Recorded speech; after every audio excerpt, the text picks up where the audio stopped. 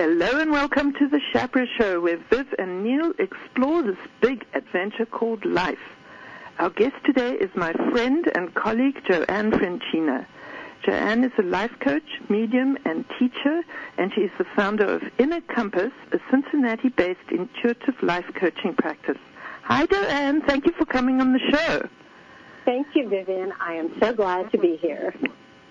I'm really pleased to get this chance to interact with you, Joanne, because you are one of the iconic figures in the metaphysical community of Cincinnati, and you are one person in particular who got me comfortable with accepting my own identity as a metaphysical person. You see, I don't find the woo-woo image at all appealing and didn't want to be identified as a woo-woo person. But when I saw how you and your mom, Jacqueline, carried off your identities, I felt safer. Well, I can relate to having hesitation about the woo-woo stuff as well. But, and I come from a long line of clairvoyant mediums and healers. Part of my history is that I was born right down the road from a small town in New York State called Lilydale, which is a mecca for spiritualism. And I've returned there nearly every summer of my life. When I was about 7, my family moved away from that area. And so with my dad's career in retail management, we moved around a lot. So I spent most of my time away from Lilydale and that home, that history, but returned to it every year. And that's the thing, isn't it? You know, we are regular people. We also go to school, we go to college, we move around, we get married, we have children. Even though we're able to connect with the etheric realm, we still have to live a normal life here on Earth, just like everybody else. And in this normal life, Joanne, did you go to college? Yes, I did. And you're right that we all find our own paths coming to our identities, how they come about. And I went to college at Miami University in Oxford, Ohio, and had a bachelor's degree in English and political science. And then I went to work in the corporate world in the telecommunications companies, working in information technology and as a technical writer, a training course developer, quality assurance manager, all non-metaphysical things. I'm listening to that. Yeah. And but it was the stresses of juggling that career, that corporate career, and motherhood that brought me to begin learning about meditation and self-help and life coaching skills, starting, I think, way back in 1996.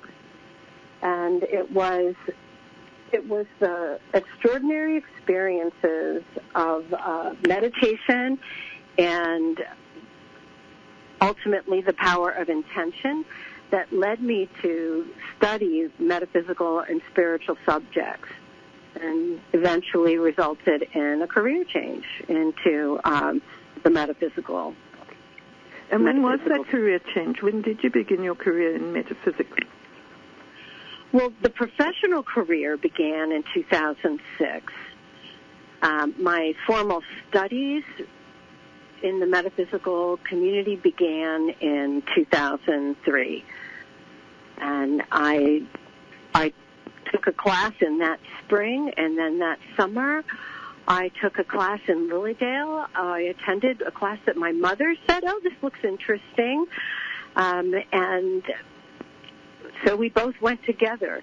And what I learned in that class, or the experiences that I had in that class, just really brought out those extraordinary experiences. Can you give us an example? Can you tell us what you mean? Well, the class was on a subject called the 7 rays. I'd never heard of them before, And I really was just going because it looked interesting. And I got a sense it was going to tell us a little bit about our spiritual path or our purpose. And it was a 5-day class, full time every day for 5 days. And there was a meditation led by the instructor on, I think it was the final day. And I kind of encountered or met this guiding presence during the meditation. And this master was telling me something about the a gift that he was giving to me, right? A symbol that he was giving to me regarding my path of service. And it was an egg, or this 3-dimensional oval. And he was holding it. It was about, the length of this egg was about the width of his torso, but he was holding it away from his body and out in the universe, in the cosmos. And I could see stars behind this clear egg, although the surface had crackles in it, kind of nothing I could explain in the physical world, but it kind of looked like the way that old antique china or glass has crackles in it. I know what you mean, yeah. Yeah, so that was the gift or the symbol that he gave me of my spiritual service. And I remember telling my husband at the time about this when I got home from the class that evening. And we both didn't have any idea what it meant or what it was about. And then did you find out? Did you find out what it was about? Yes. It was about a week later after we had returned to Cincinnati. And I was at the local bookstore, and the story of the book that falls on the floor in front of you, and that's what happened in the bookstore. But the title of this book that fell on the floor in front of me was The Crack in the Cosmic Egg. Really? Yes. And, you just can't make this stuff up, right? No, you can't. But, of course, I bought the book. I had to buy the book. And, it's about the mind, the constructs of the mind and reality, and how reality is really influenced by our ideas about reality or our perceptions. And this egg in the book is kind of the membrane of that reality, and it's both personally and collectively. And in moments, here's the key to it, the moments of enlightenment, the great discoveries, are the cracks that we occasionally find in the egg that we think of as our reality, right? The world in which we live. Kind of like the humanity thought for how long, how many thousands of years that the earth was flat. And, it comes about that we change that perception, that collective perception of reality, because one person gets a thought of enlightenment, and that puts a crack in that membrane. And then more and more cracks in the membrane, and we come to a new truth or a new collective perception. It's so interesting because then you went on to train as a minister, didn't you? But before that, even though you were steeped in this background, you still needed a crack in your egg to get you to take that leap.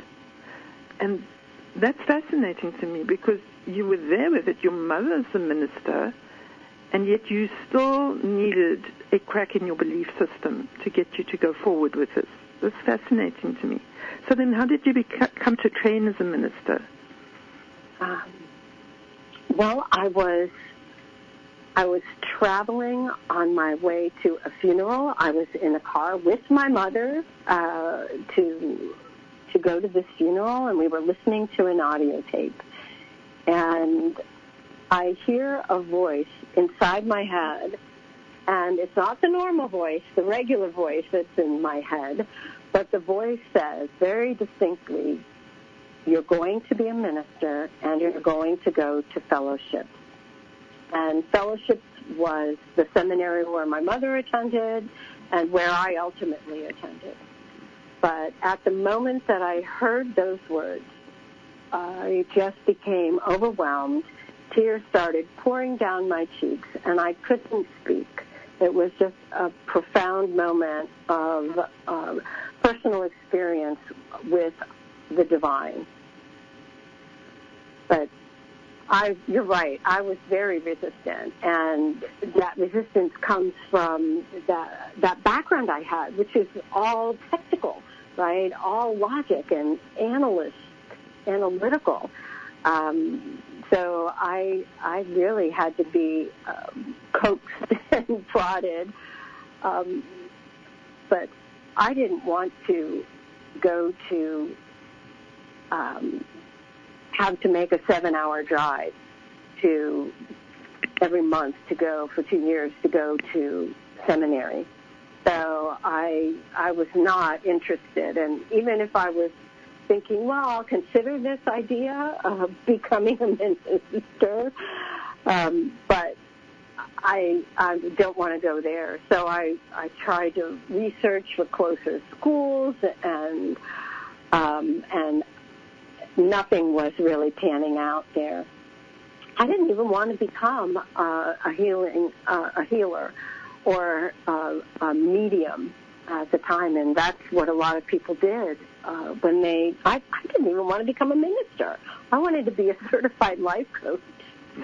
But the grass is always greener on the other side of the fence. Right. So anyway, I didn't tell my mother for a little while, a couple of weeks, I think, but I started to say it out loud to myself at the end of my meditation, my daily meditations, and then when I was in the development circle with a group of women that my mother led, I mentioned it to the group. I finally got the courage and said, I'm thinking of going to fellowship to become a minister. And 2 or 3 of the women jumped out of the chairs, and they were so excited and said, oh, we want to go too. And just the idea that I would not be traveling in the car by myself 7 hours there and back was enough for me to say, okay, maybe I can do this. And so we left the evening that day, that night, and I said, I'll order the catalogs for everybody and bring them to our next circle. And then it all came together. So it all came together. So what I'm picking up here, Joanne, is that you needed science just like the rest of us. And I know that science is something that you know about, and science are very persuasive experiences. Can you explain to us more about science?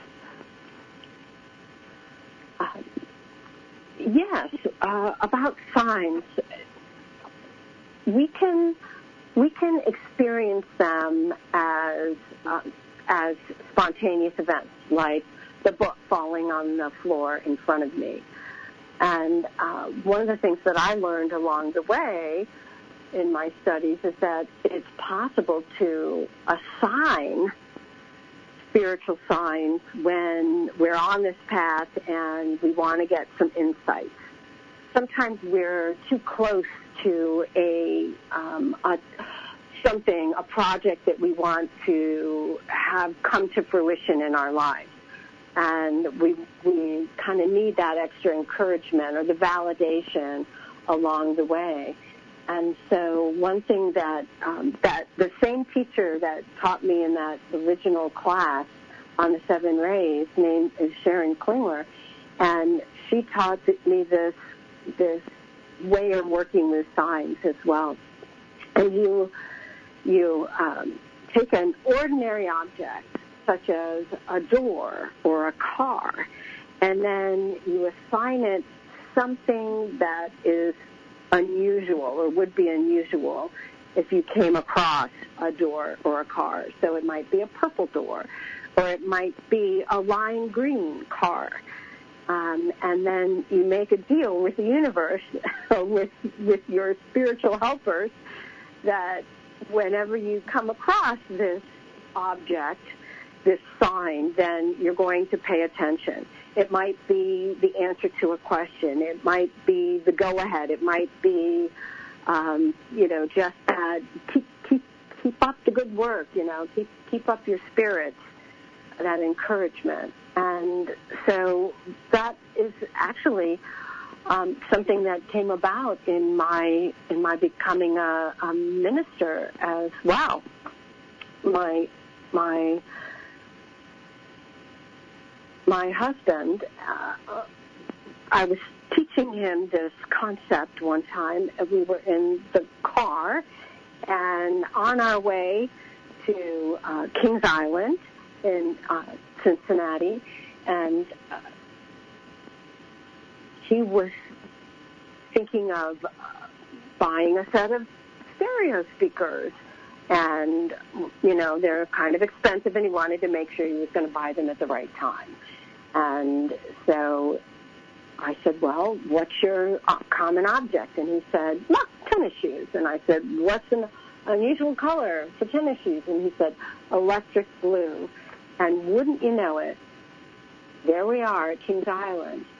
And he said, you mean like a pair of electric blue tennis shoes like those, as he points to somebody's feet along the way? And I said, yes. So I guess you're going to go buy those speakers. It seems irrelevant, really, speakers. I mean, like, why do we need a sign about speakers? But that's when we need it, when we're trying to make a decision. And I have noticed that if we can start with something less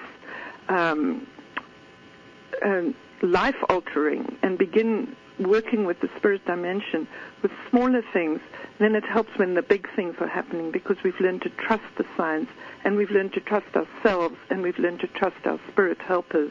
So I find that, there we're talking about audio speakers on the one hand. We're also talking about your path of training as a minister on the other hand, and the signs support us no matter how small or how big the choice is. And we have to build confidence, and we have to build the appreciation of the signs and the recognizing of them. So this is really helpful for us, Joanne. Thank you very much for clarifying that. So specifically, you take an everyday object, and then you say you assign it something unusual, like an unusual color. So it was tennis shoes, everyday object, going to see them all the time, but electric blue, that's the unusual aspect. Am I getting that right? That's absolutely right. Okay. Well, I think this is a fantastic moment for us to clarify for people how to get hold of you in case they want to. Can you tell them about your website, Joanne? Well, the name of my company is Inner Compass, LLC, and the website is yourinnercompass.com. And on the website, there is a blog where I post newsletters or my musings, the talks, different ideas I want to share. I lead a lot of events. My practice is a practice where I see individual clients for intuitive life coaching and mediumship readings. But there's also a big part of the practice that is education. That's the part of my practice that it's probably the biggest part of my practice, and have a mediumship development training program that is 2 years, a 2-year program, and people can become certified mediums through that program and learn how to develop the abilities that every single one of us has. It's like everybody has intuitive, psychic, and mediumistic abilities, and it's a matter of developing them, just like it's a matter of taking lessons and learning how to play the piano. Okay, so you have your life coaching practice, you work as a medium, you help people with their soul path, and your website is yourinnercompass.com, just the way that you would regularly spell it. Joanne, thank you so much. We're going to take a break, and after we After the break, we're going to talk some more about your experience as a medium. I'd like to talk some more about the school, and I want to let everyone know we are speaking to our guest, Joanne Franchina, here on the Schapera Show, where Viv and Neil explore this big adventure called life.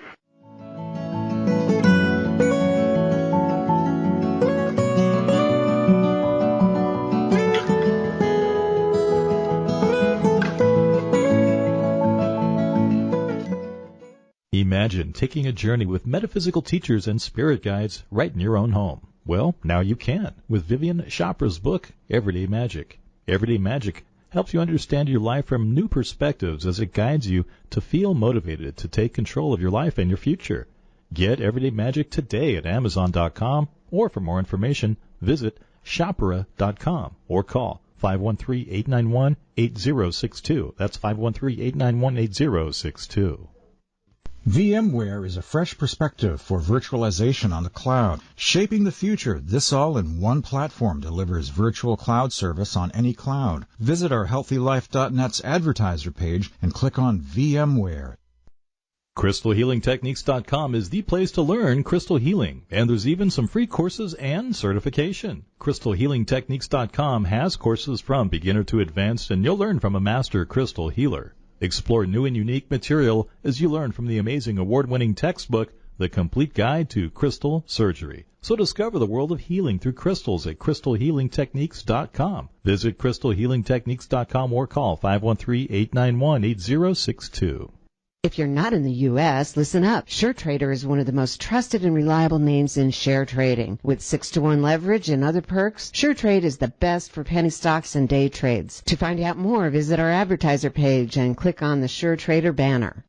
If you like this program and you want to hear more of the Schaperas, then tune in to their YouTube channel called Crystal Surgery and Crystal Healing Techniques. There's demos, meditations, interviews, and more on their YouTube channel, Crystal Surgery and Crystal Healing Techniques. So relax, enjoy, and learn unique material as you watch the Schaperas in action. Visit today on YouTube, and remember that channel, Crystal Surgery and Crystal Healing Techniques. Do it now. There's a respected metaphysical academy that's been around for over 22 years, and it's still going strong. If you're interested in energy healing, crystal healing, developing intuition, or shamanism, then the Four Winds Academy for the Healing Arts and Sciences is exactly right for you. With in-person and online classes and full certifications, their experienced teachers work with you and take an interest in your progress. To find out more, visit fourwindsacademy.org. That's the number 4windsacademy.org. Or call 513-891-8062. Expanding your mind. HealthyLife.net.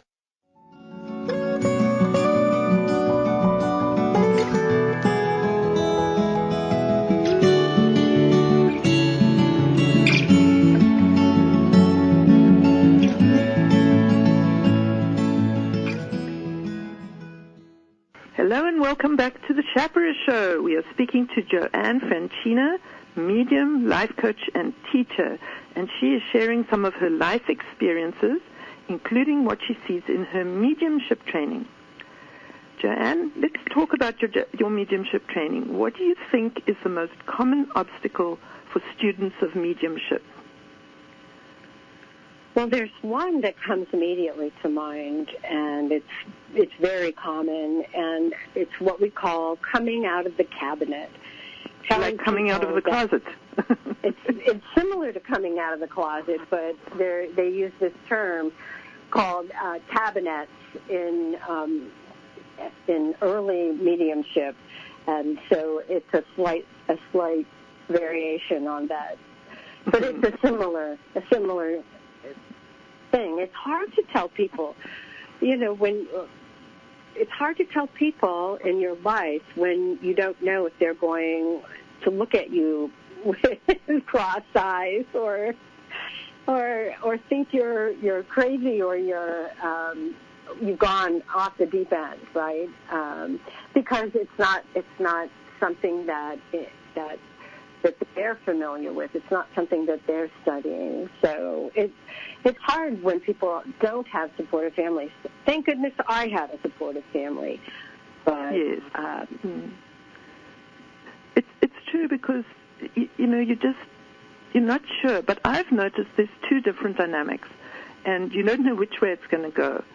But more frequently, it goes in this direction for me. If I admit that I interact with the spirit realm and that I have intuition and I have experiences, almost always other people start to admit, even if they are atheists, even if they're not believers, they've had at least one, let's call it supernatural experience. And if I handle it correctly, they usually will fess up. And then there are, of course, people that are other, in the cabinet, participators in the spirit realm, and they have a big sense of relief, and then they do share information. So I can see it can go in both directions. Have you noticed that also? Absolutely. And it seems like people are a little bit more willing to talk about things like that now than maybe even, a generation ago. Yes. Right? Yes. Yeah. And there are different kinds of mediumship, aren't there? I mean, we think of a medium as someone who speaks to spirits, but there's different kinds. There are different aspects to mediumship. Right. I would call them specialties. And, for example, there are mediums, the ones that are probably most come to people's minds, people whose primary mediumship work is connecting people to their loved ones in spirit, those who have crossed over, family, friends, and proving the continuity of life by bringing through information about their loved ones that otherwise the medium could not possibly know. And that's a wonderful, wonderful area. But there's another side to it. A lot of people go to see a medium or a psychic medium because something's going on in their life. They're having trouble in this one area of their life, and they'd like some guidance or some support or some confirmation and validation in their lives. So that's another area. And then you mentioned people on a soul path, and that is I would say that's probably my primary area, or the one that really is the passion for me in my work, and that is helping other people find or their purpose or follow their spiritual path or discover it or figure out how they might serve in the world, how they can, answer that call of how can I make the world a better place.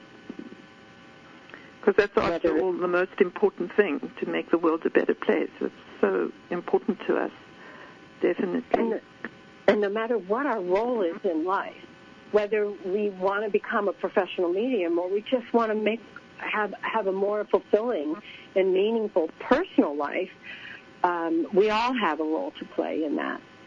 Whether we're just raising our children or we're continuing with that corporate job and we're helping, being nice to our coworkers, right? Or the people we meet on the street. Yeah. So, Joanne, now, with your mediumship training, are you seeing a difference in the students that come nowadays or compared to how students used to be, say, 20 years ago? I would say absolutely.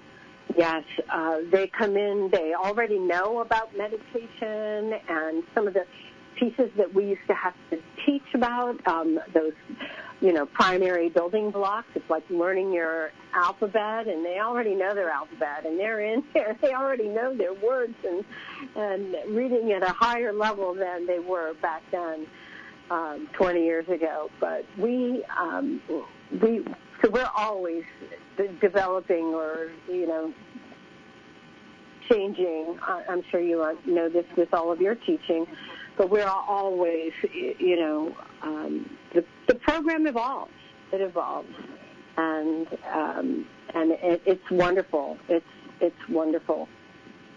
And the program's evolving because our consciousness is evolving as in a collective way, and that's exactly right. I have to do that too with my teaching, is to be adaptive and to listen. And I think one mustn't always plan everything out. One needs to learn how to, as a teacher, to be responsive in the moment. And I think that's something that you could address because I think you've had an experience with that. I recollect that you explained that to me. Can you share that with everyone about an experience in class where you had to be adaptive and just go with what the person was saying?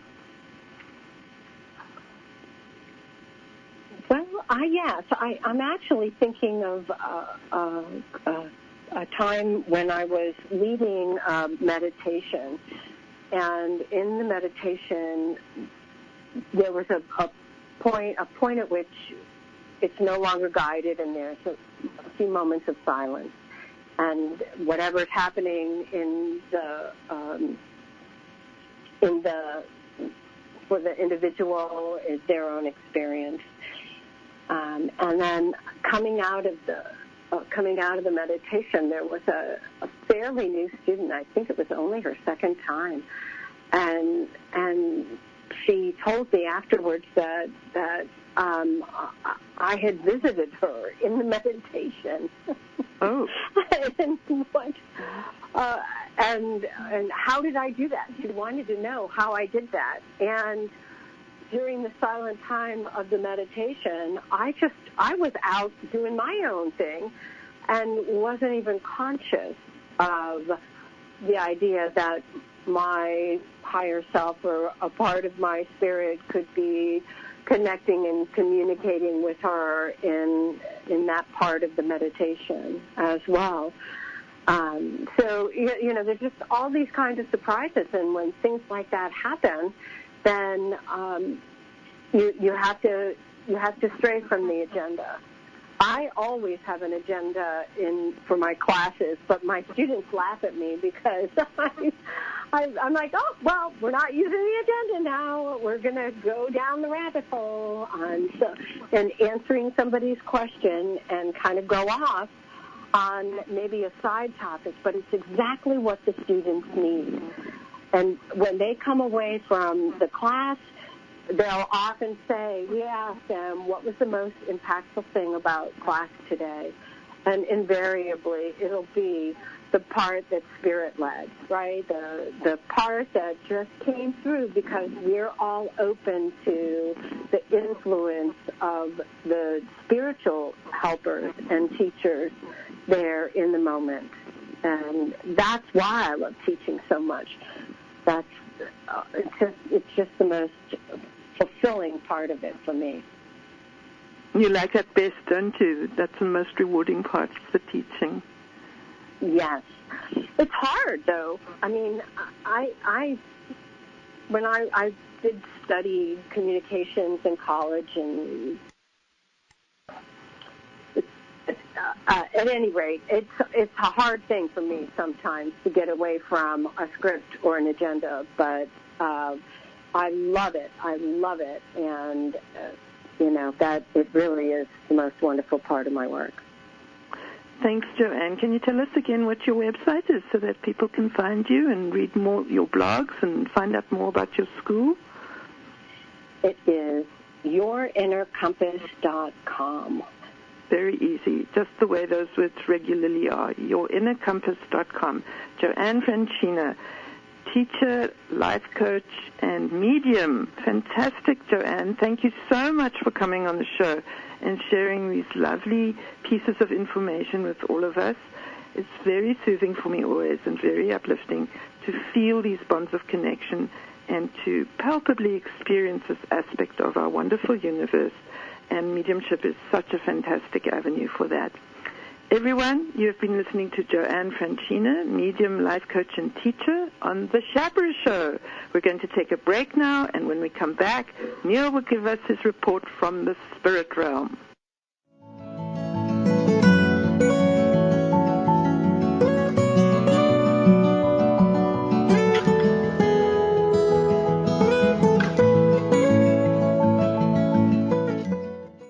CrystalHealingTechniques.com is the place to learn crystal healing, and there's even some free courses and certification. CrystalHealingTechniques.com has courses from beginner to advanced, and you'll learn from a master crystal healer. Explore new and unique material as you learn from the amazing award-winning textbook, the complete guide to crystal surgery. So discover the world of healing through crystals at crystalhealingtechniques.com. Visit crystalhealingtechniques.com or call 513-891-8062.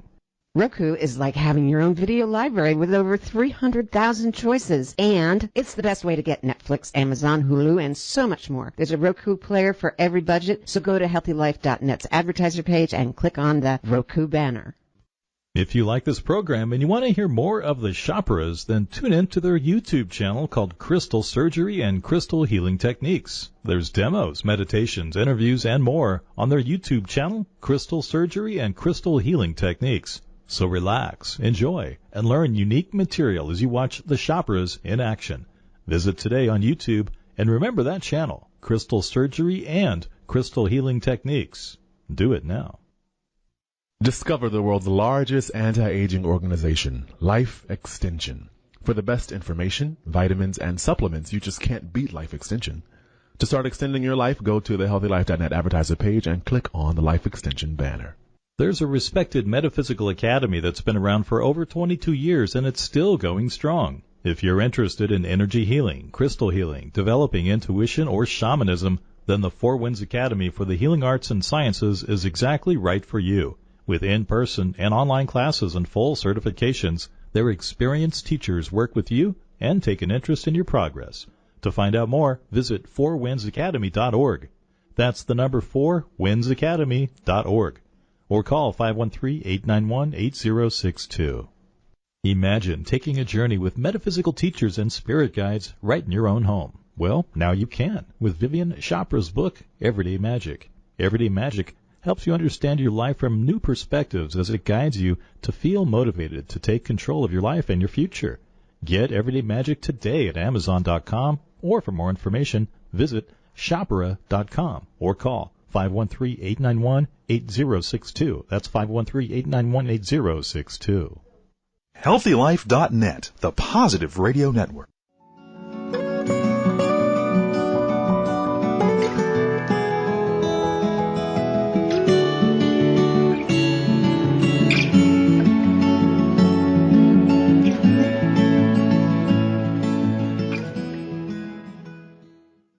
Hi there. Welcome back. You're listening to the Schapera Show, and I'm Neil, sharing with you my shamanic journeys to the spirit realm and my conversations with spirit. So the purpose of this shamanic journey is to travel to the upper world, to the spirit realm, and ask the spirits for guidance around the topic of how can humans best take care of their mental health. This is urgent, as deteriorating mental health will have dire consequences for humanity and for the planet. And I think, of course, the evidence is already apparent in that regard. So I'm traveling upwards alongside my energy beam, going up and up, and eventually I see pink marble steps, which I've seen many times before, and I know these are an entryway to the upper world. I call in my spirit teachers and my benevolent spirit ancestors. I'm immediately shown an old-time water well, like one might see illustrated in the children's storybook. It's got a circular low brick or stone wall around it and a little canopy above and a reel for lowering a bucket to get to the water below. And I'm being told that's just the short phrase that is being used. I'm being told that mental health or mental wellness, mental fitness is absolutely essential in the same way as water is essential for human life, animal life, plant life. Mental health, in other words, is essential for all life on our planet.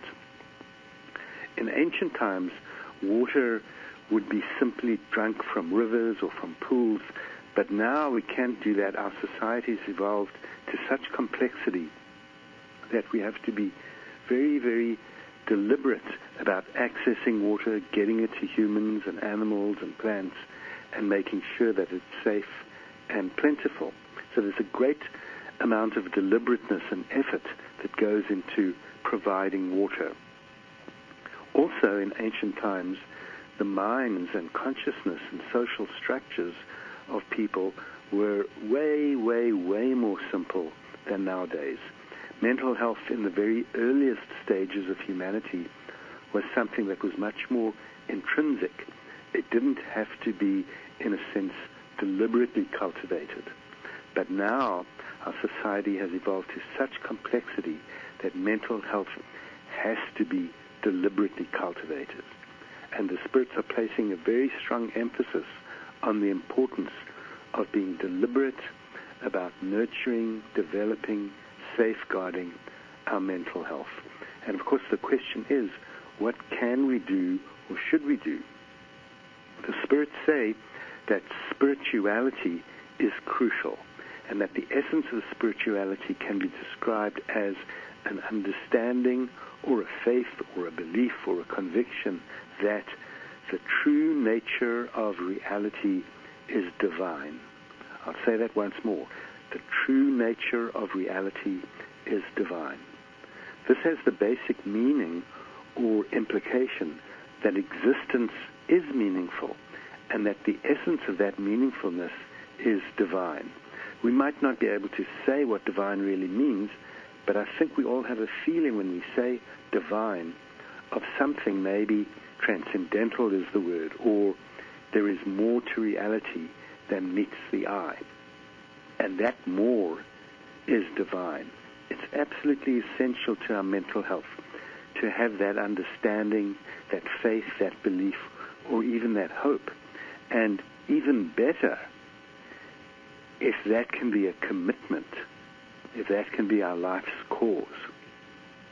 The spirits also say that we need to be much more careful about what we put in our bodies, what we eat, drink, and breathe, because mental health is closely aligned with and influenced by physical health. And certainly if we are smoking, drinking, drugging, that's not beneficial to mental health. There's this Latin phrase, mens sana in corpore sano, if I've said it correctly, that translates as a sound mind in a sound body, and that is applicable.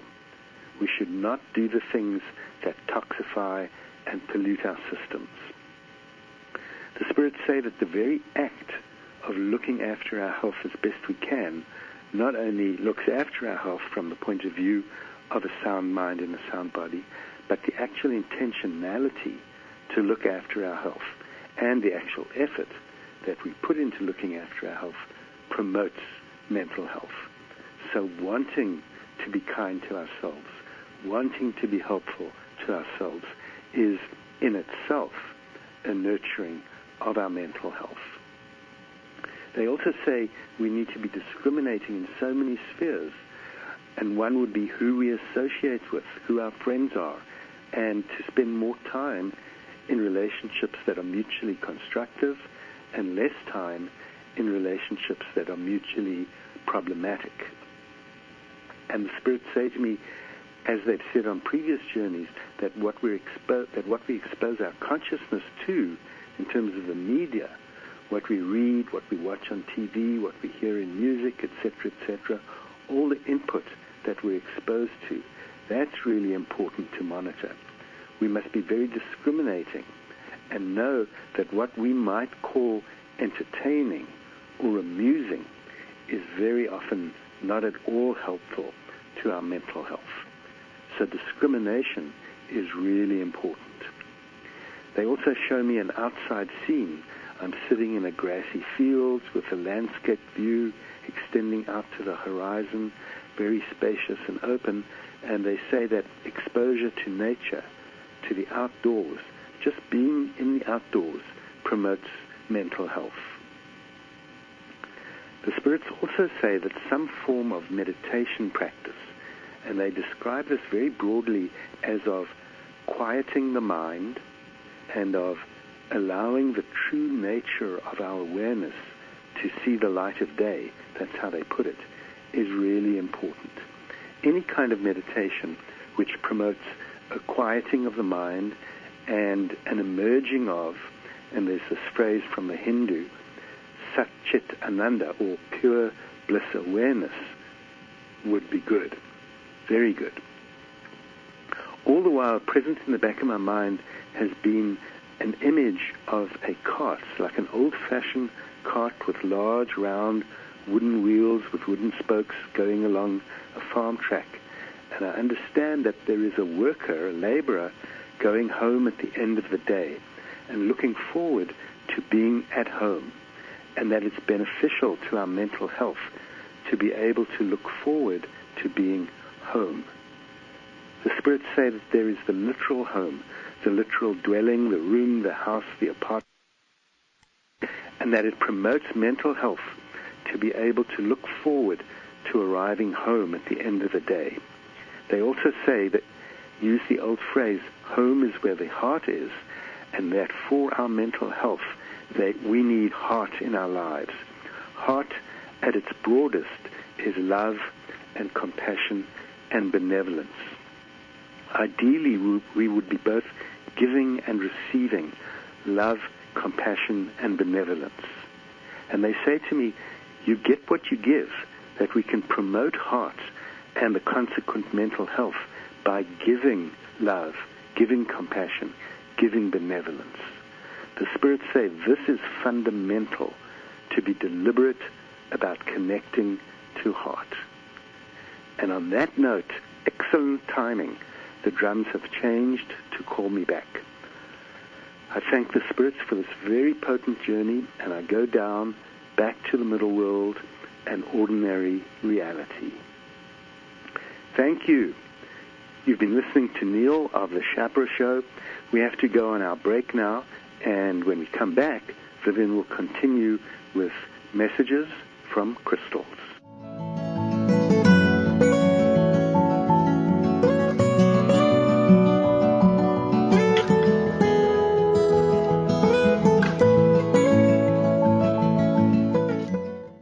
If you like this program and you want to hear more of the Shaperas, then tune in to their YouTube channel called Crystal Surgery and Crystal Healing Techniques. There's demos, meditations, interviews, and more on their YouTube channel, Crystal Surgery and Crystal Healing Techniques. So relax, enjoy, and learn unique material as you watch the Shaperas in action. Visit today on YouTube, and remember that channel, Crystal Surgery and Crystal Healing Techniques. Do it now. You have too little time to shop. So try Farm Fresh to You. They deliver organic food the way nature intended, delivered straight to your home or office, economically. Visit our web advertiser page and click on Farm Fresh to You now.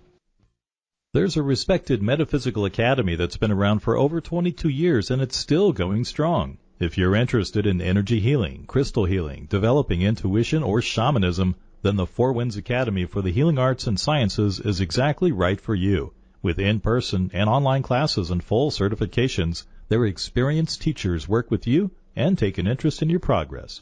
To find out more, visit fourwindsacademy.org. That's the number 4windsacademy.org. Or call 513-891-8062. Get high-quality glasses, sunglasses, and prescription lenses at eyeglasses.com. Choose from over 250,000 items and 400 brands. Already have frames? Get replacement lenses. It's easy. Go to our advertiser page and click eyeglasses.com. Imagine taking a journey with metaphysical teachers and spirit guides right in your own home. Well, now you can with Vivian Schapera's book, Everyday Magic. Everyday Magic helps you understand your life from new perspectives as it guides you to feel motivated to take control of your life and your future. Get Everyday Magic today at Amazon.com, or for more information, visit Schapera.com or call 513-891-8062. That's 513-891-8062. CrystalHealingTechniques.com is the place to learn crystal healing, and there's even some free courses and certification. CrystalHealingTechniques.com has courses from beginner to advanced, and you'll learn from a master crystal healer. Explore new and unique material as you learn from the amazing award-winning textbook, The Complete Guide to Crystal Surgery. So discover the world of healing through crystals at CrystalHealingTechniques.com. Visit CrystalHealingTechniques.com or call 513-891-8062. Where positive people and radio unite. HealthyLife.net.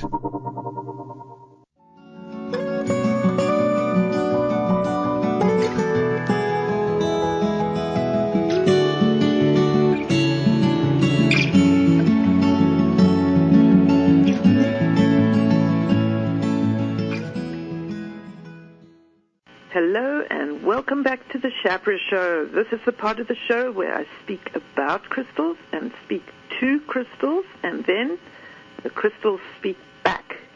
Today I'm going to talk to garnet. Garnet is definitely one of my favorite stones since I was a little girl, and my piano teacher showed us her ring with garnets. This was no ordinary teacher. This teacher, Margaret Baird, was the wife of TV inventor John Logie Baird. Believe it or not, I'm telling you the truth. That made her famous to me, but so did her garnets, because she had found the raw stones herself one day when playing outside. And I was pretty impressed with that. While we associate rubies with the color red, rubies actually have a pink cast, whereas garnets are a very deep, rich red color. I tend to use red uvite as my red root chakra stone, but red uvite is both rare and expensive. So I asked red uvite one day what a good alternative stone is, and it said, garnet, of course, as if I was being a particularly dumb student. And it's true, I was being a bit of a dumb student, because once I was told, I have to admit it was blatantly obvious. But that's not all. Red uvite is appealing to me because uvite has the capacity to pull out negativity. Garnet, on the other hand, has the capacity to push out negativity. And as I'm talking to garnet, it is saying, but Vivian, that's not all. Uvite comes in red, green, and black, and so does garnet. Garnet also comes in red, green, and black. It's crazy what one only learns when one bothers to tune in. And now that I've brought this into conscious clarity, garnet is asking me to specify that today I am talking to red garnet, as green garnet definitely deserves a conversation of its own. So there it is. We're talking to red garnet. As I already said, red garnet is a fantastic root chakra stone. One year I bought a bunch of garnets and had red garnet slices made. That's because I bought garnet slices once before and I couldn't find them, so I had to make them myself. These are very convenient to use in several ways. As a chakra stone, definitely. And also, we hold these garnet slices on the soles of the feet. This is a straightforward technique, easy to do, that delivers an excellent effect. Namely, this opens the flow between the chakras. One of the most important dynamics in the healing session is to get the chakras to harmonize and work cooperatively. If the flow from chakra to chakra is blocked, then energy cannot flow correctly through the energy system. So the garnet's capacity to invite and catalyze this flow is very significant. I have recently been inspired to place these garnet slices on top of the hands during the healing session, where the stones can achieve a similar result even while I'm doing something else, other techniques and procedures. When I ask garnet what message it wants to give all of you, this is what garnet says. If you look at my shape, which is hexagonal, you will be reminded of honeycomb. Now please go and look up why honeycomb is hexagonal. That's what garnet said to me. Go look it up. And at first I tried to argue with garnet. Surely there isn't a reason. I mean, it just is the way it is, right? I mean, that's just how honeycomb is. Wrong, says garnet. Look it up.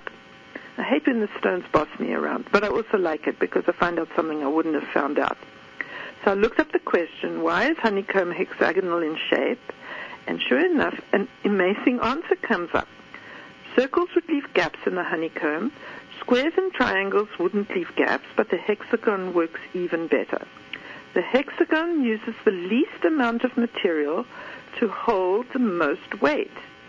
Bees can use these hexagons to store things. Of course, I don't know what bees are storing other than honey, but anyway, maybe there's something else.